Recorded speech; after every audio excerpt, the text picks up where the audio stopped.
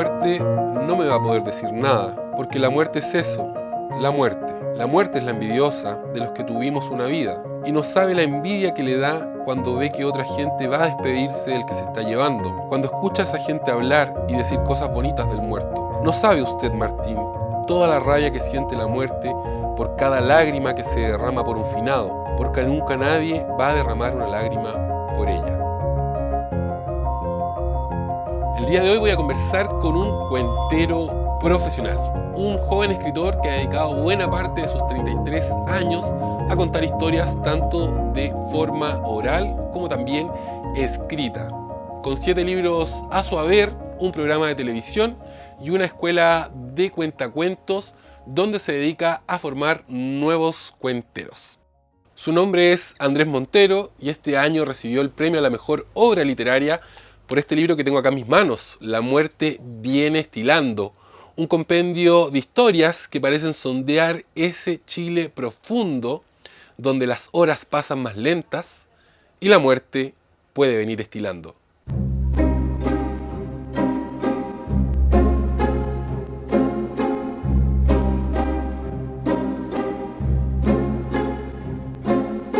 Bueno, Andrés, quisiera iniciar esta entrevista preguntándote ¿qué es lo chileno para ti? Cuando yo pienso como en lo chileno o lo que a mí más me gusta de lo chileno, pienso en la Violeta Parra. O sea, como creo que la Violeta Parra entendió algo, que es que la sociedad, el tejido social, se puede conectar y se debe conectar con esas historias, esos cantos, esos versos que están perdidos. Por decirlo de alguna forma, como que Chile entero es como un viejito que está esperando que alguien lo vaya a ver para contar las millones de cosas que tiene que contar. Entonces pienso que en esa historia, esos versos, esos cantos, esas payas, esos cuentos, leyendas, seres mitológicos, pero también en los espacios donde esas historias aparecen, hay algo que, digamos, puede ser más cercano al alma de Chile. También, por supuesto, eso está en la ciudad, también en las calles llenas está Chile, pero eso que está medio escondido, en esa conversación, en un bote a lo mejor de 2 pescadores que conversan de la vida, creo que hay algo que nos estamos perdiendo, digamos. No es que sea más importante, sino que está menos visible, y por eso a mí me ha interesado ir a buscar esa historia. Acabas de nombrar a Violeta Parra y eso inmediatamente me lleva a la siguiente pregunta. Quisiera saber con qué autores sientes que tu libro, La muerte viene estilando, dialoga. ¿Con qué autores conversa tu obra? Creo que la Violeta Parra sería una de las primeras, no tanto en el sentido de la obra, sino como del impulso inicial, como del arrojo, de decir, hay algo ahí, voy a ir a buscarlo. Pero también de investigar.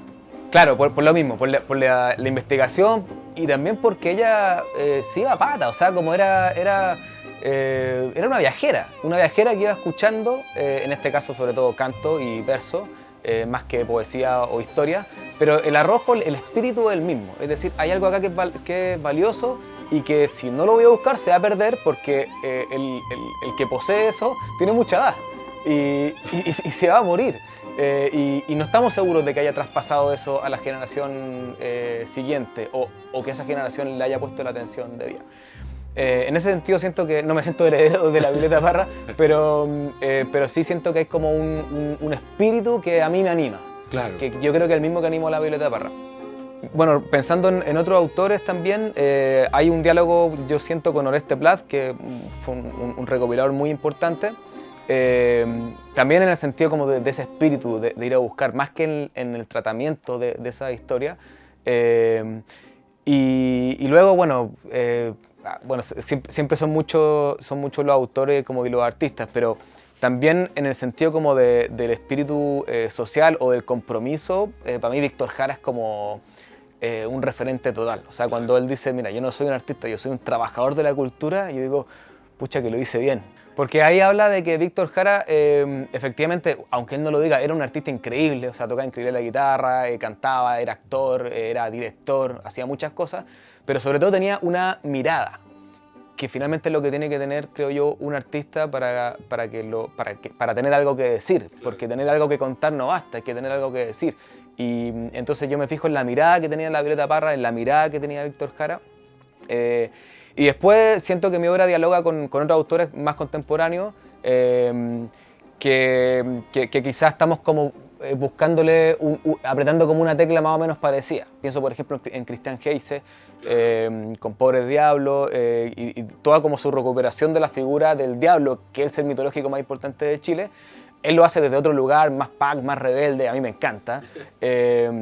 Pero hay algo ahí de una recuperación y puesta en crisis, digamos, de un personaje, en este caso mitológico, recuperando esas historias que se han ido contando y ver cómo funcionan hoy día.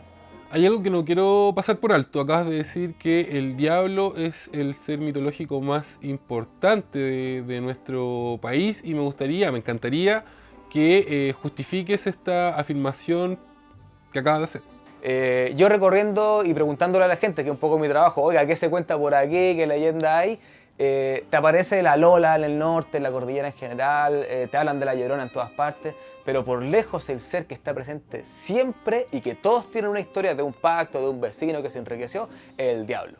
Pero sin ninguna comparación, digamos. Está prácticamente en cada casa a la que uno vaya en el campo, incluso en la ciudad, a preguntar, ¿conocen alguna historia del diablo? Sí van a tener. ¿Y cómo es el diablo a la chilena? ¿Cómo es este diablo que hemos ido construyendo en nuestra mitología? El diablo chileno, para empezar, no es Satanás, no es el mismo de la Biblia, no es ese diablo. Es un diablo que tiene harto de pillo y tiene algo de humano también, en el sentido de que se equivoca y que incluso lo han engañado. Bartolo Lara es un personaje de la tradición popular que engaña al diablo. Es un personaje que te da algo a cambio generalmente del alma.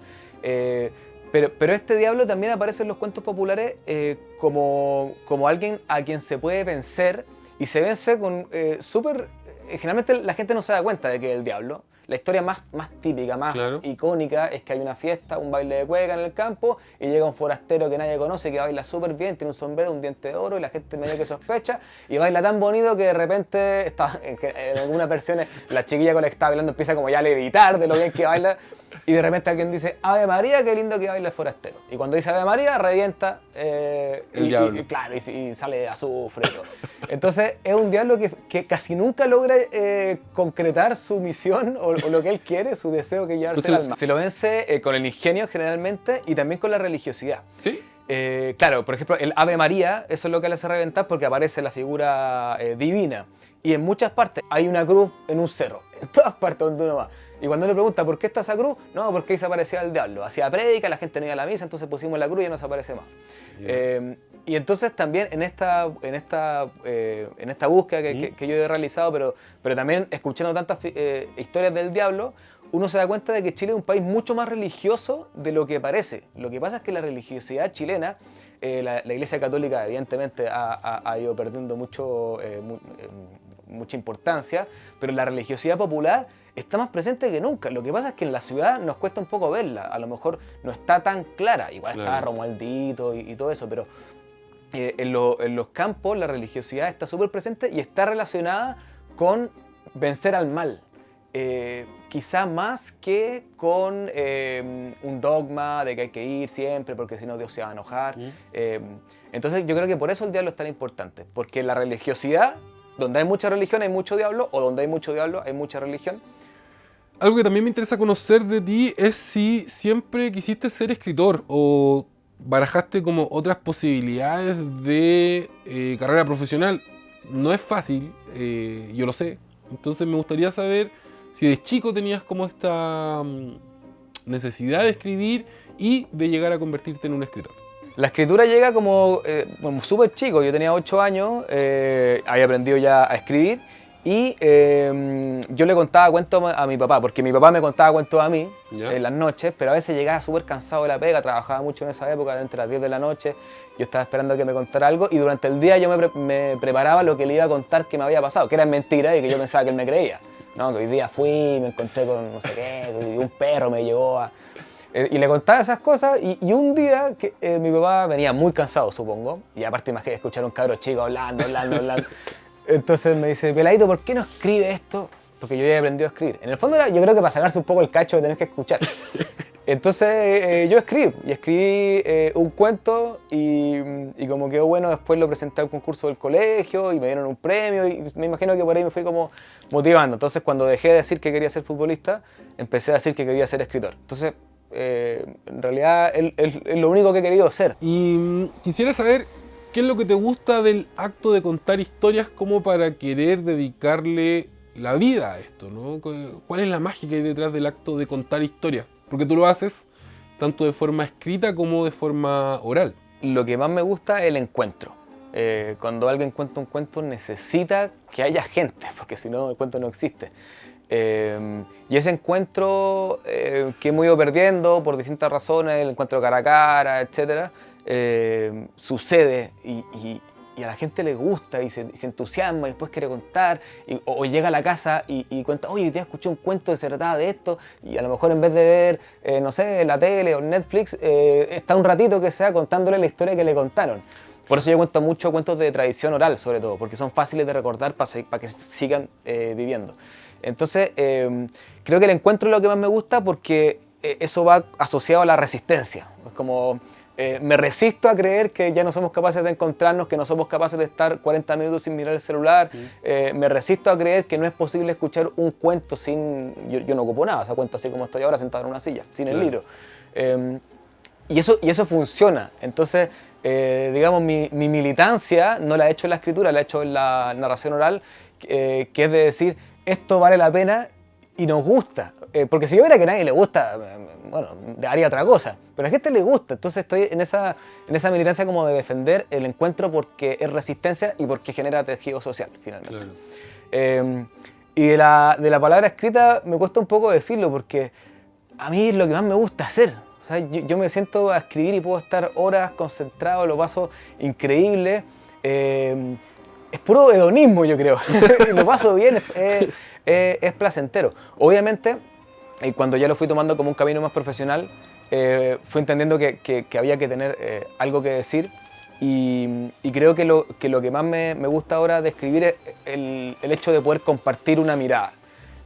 No siempre tenemos ese espacio. Está el Twitter, está el Facebook, están las conversaciones a veces, pero no siempre tenemos la oportunidad de compartir una mirada como bien pensada. A veces uno está hablando y no es justo lo que quería decir. Claro. Y cuando escribe tiene todo el tiempo, porque el tiempo se lo pone uno mismo, a menos de que haya una editorial que te está... no en mi caso. Y entonces uno puede como masticar bien lo que quiere decir. Y ese trabajo como de juntar palabras es súper infantil. Así como juntar palabritas para mostrar una mirada del mundo que te parece una experiencia transmisible, como diría Benjamin. Eso es lo que me gusta, como proponer algo. Y por eso me gusta leer también, porque yo siento que esto, la escritura no es una carrera personal hacia alguna parte, sino que es un ecosistema, muy de moda esa palabra, donde yo leo todo lo que puedo porque me gusta y porque me gusta ver esas miradas, y escribo porque quiero sumar mi mirada a ese universo maravilloso que son los libros. Quisiera saber si te interesa leer autores chilenos, si encuentras valor en lo que actualmente se está publicando acá. Y te lo pregunto porque yo sé que hay mucha gente que lee, pero que solo lee autores europeos o estadounidenses o de otros países, ¿no? Entonces, me encantaría que nos contaras si te gusta la literatura chilena, pero poniendo el foco en la literatura contemporánea, porque obviamente si revisitamos el canon de la literatura chilena, uno encuentra a Mistral, a Neruda, a Parra, a Huidobro, Manuel Rojas, todos los grandes. Es difícil que no te gusten, pero quiero centrar la pregunta en la literatura chilena que se escribe en esta época. Es necesario saber qué están escribiendo los demás. A mí aparte me gusta, me interesa. Entonces sí, estoy lo más al día que puedo con los autores y autoras chilenas, latinoamericanas también, porque me siento parte de Latinoamérica. Claro. Pero pensando en Chile, sí, estoy bien atento, pero también en el cine chileno, el cine que más veo, en las series chilenas y en la narración oral también estoy súper atento, en el teatro chileno. ¿Y encuentras valor ahí? Encuentro un valor muy grande. Yo creo que la literatura o el arte chileno está en un buen momento. Hay problemas de otro tipo, quizá de crítica, de espacio, pero es de regionalización, digamos, de que no sea todo en Santiago y Valparaíso, pero hay un espíritu que a mí me gustan los libros chilenos. En general los disfruto y los recomiendo también y los regalo. Y también me gusta ir a las librerías a preguntar por los autores chilenos que a lo mejor me estoy perdiendo, a lo mejor hay algunos que son todavía más jóvenes y que yo no lo he conocido porque no han salido en ninguna parte. Pero los libreros hacen ese trabajo. Entonces yo veo un valor, pero creo que también tendría que haber alguna forma de encuentro de los escritores. Las escritoras lo hacen un poco más, ¿no? Pero entre el mundo literario, con otras artes también, para pensar el arte en Chile como un mecanismo, un método, una forma de hacer comunidad. Oye, algo que me encantó de tu libro es el título y también me muero de ganas por saber cómo diste con el título. Porque no es una cuestión fácil ponerle el título a una obra, entonces, por favor, cuéntanos cómo fue que llegaste a este título, La muerte viene estilando. Bueno, este libro se llamaba Nosotros los moribundos. ¿Ya? A mí me gustaba porque en el fondo eran puras personas como cerca de morir, y sobre todo hombres que están cerca de morir, mientras las mujeres representaban un poco como la vida, ¿no? Como la parte más viva. Y nada, no me convencía, era el nombre del proyecto. Pero en la carpeta se llama Nosotros los moribundos, pero siempre hay un nombre de proyecto que eventualmente puede cambiar. Cuando me puse a pensar seriamente en el título, fui jugando, bueno, muerte, lluvia, la muerte viene lloviendo, la muerte y la lluvia, la muerte y el mar, y de repente dije, ya, pero algo chileno. Entonces me empecé a acordar, yo viví un año en el sur, en La Unión, y cuando yo llegaba mojado a la casa de los viejos que iba a ver, me decían, uy, Andresito viene estilando. Entonces me imaginé, era linda la imagen de una muerte con su, qué sé yo, su vestido negro, su guadaña, pero mojada entera, pero que llega igual. Y cuando apareció, la muerte viene estilando, se quedó al tiro. O sea, dije, no, esto es lo que yo quería decir, que la muerte llega y aparte hace referencia al lugar físico en el que se están desarrollando las historias. No nos salgamos del título, me parece que el libro de alguna forma está atravesado por la muerte también, ¿no? Incluye la palabra en el título, entonces eso inevitablemente me lleva a preguntarte, ¿cómo crees tú que vivimos la muerte los chilenos? ¿No? ¿Cuál es nuestra relación con la muerte? Pensando que hay otras culturas, como la cultura mexicana, por ejemplo, que tiene una relación que yo siento muy distinta a la que tenemos nosotros con la muerte. ¿Cómo nos relacionamos con la muerte desde tu perspectiva? A mí siempre me llama mucho la atención cuando muere alguien en la ciudad en general, que se busca, bueno, ¿quién conoce un cura? Para que nos pueda... Pero resulta que el que murió no creía, digamos, no creía en la religión católica al menos, nadie de la familia creía, ninguno de los amigos creía, pero hay que buscar un cura.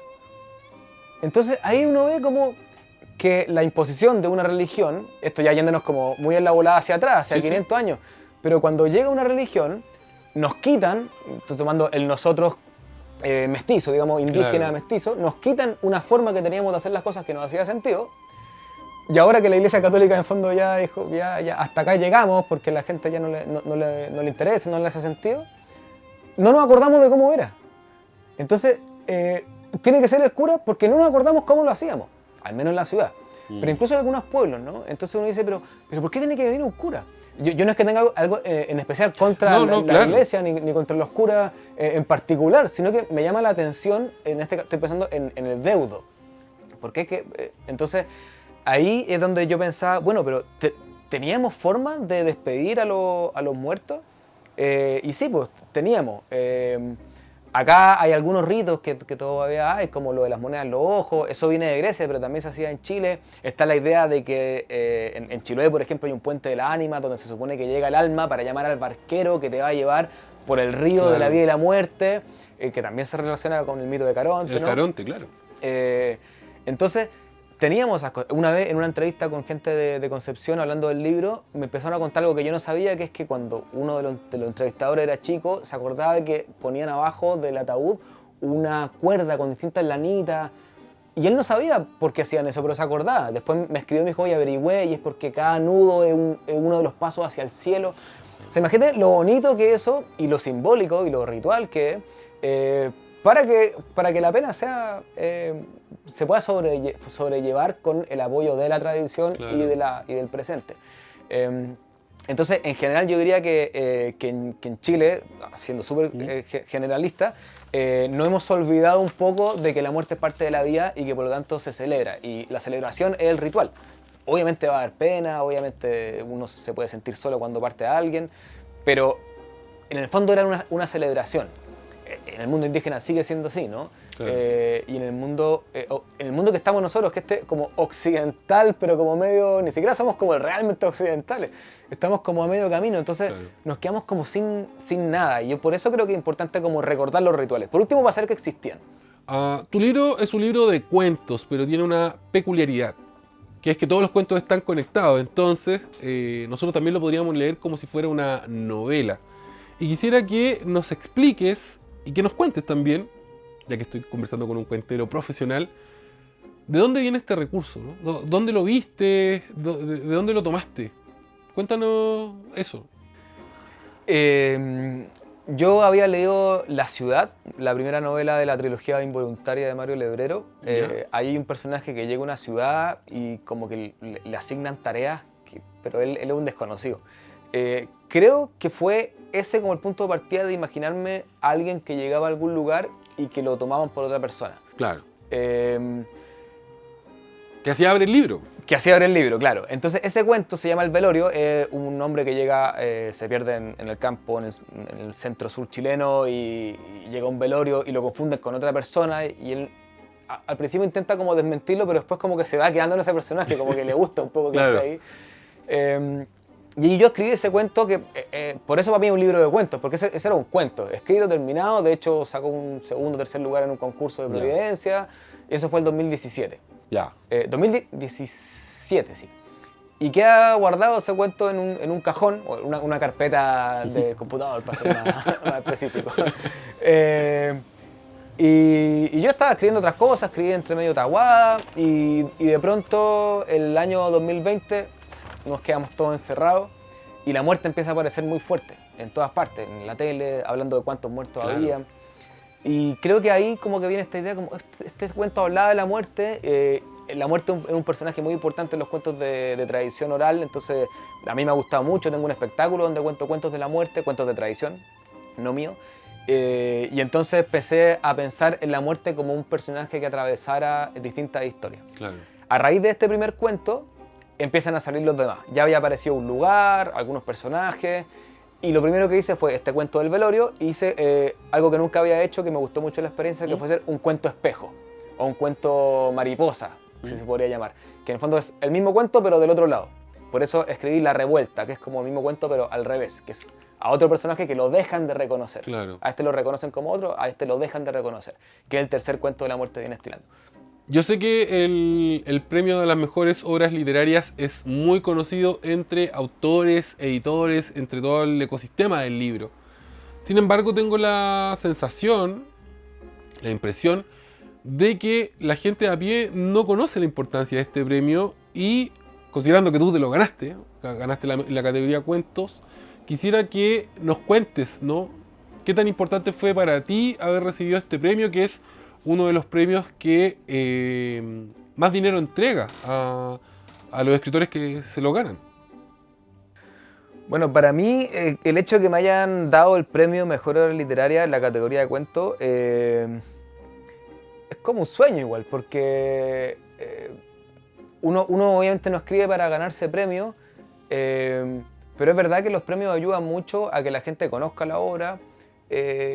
Y también me imagino que a muchos colegas les pasará lo mismo, o tal vez soy el único. Uno pasa por muchos momentos de inseguridad. ¿Le importará a alguien esto? Cuando hablamos de hacer como tejido social a través de la comunidad y leerse uno a otro, ¿no será mejor que escriban los demás que lo hacen bien y yo leo y aporto desde otro lugar? Entonces el hecho de que el jurado finalmente son pares, ¿no? Escritores, también críticos, algunos periodistas, pero pares finalmente del mismo ecosistema. Y que digan, sabes que nosotros nos juntamos, leímos todos estos libros y consideramos que el tuyo merece este premio de Mejores Obras Literarias 2022, es un espaldarazo. Tal vez hay gente, claro, que tiene más confianza en lo que hace, pero para mí me ayuda, lo digo como honestamente. Es como, bueno, tal vez no vamos tan mal por este lado y anima a seguir escribiendo también. Y el mismo hecho de que exista un premio de mejores obras literarias que está cumpliendo 30 años, creo que le hace bien a Chile, porque es un premio que yo diría, tal vez me equivoco, pero que en general los escritores y las escritoras valoramos también como un concurso transparente. Yo he aprendido a valorar la importancia que le da Chile a la literatura, voy a hablar que es el mundo que yo conozco un poco más, porque también en general a los que ganaron los premios literarios no queda ahí solamente el premio, no es solo la plata, que obviamente ayuda muchísimo y se agradece muchísimo. A mí me invitaron a dar un taller para jóvenes de entre 20 y 28 años que habían postulado al premio Roberto Bolaño o que habían postulado las becas de creación literaria, un taller de cuentos para que pudieran seguir desarrollando a raíz de que yo había ganado este premio. Y también de pronto te invitan a alguna feria del libro donde uno puede llevar su trabajo. Entonces no es solo el premio que aparezca en un diario y que te llegue un cheque, no es solo eso. Es como que te invitaran a ser parte de un ecosistema finalmente, y uno se siente bien por eso, se agradece. La muerte viene estilando es un libro ideal para todos aquellos que buscan buenas historias. Es un libro que está muy relacionado a las historias del campo, a los mitos, coquetea con lo fantástico, con este viaje en el tiempo que nos propone, y tiene la particularidad de que todas sus historias están conectadas, por lo que lo podemos leer como si un libro de cuentos se tratara, pero también se puede leer como una novela. Este volumen fue publicado por Editorial La Pollera y lo encuentras en laflordepapel.cl, también en la Biblioteca de Santiago y para todo Chile en su versión digital a través de la Biblioteca Pública Digital. Su dirección es bpdigital.cl. Definitivamente La muerte viene estilando es uno de los libros imperdibles que se han publicado, ¿no?, durante los últimos 5 años en nuestro país.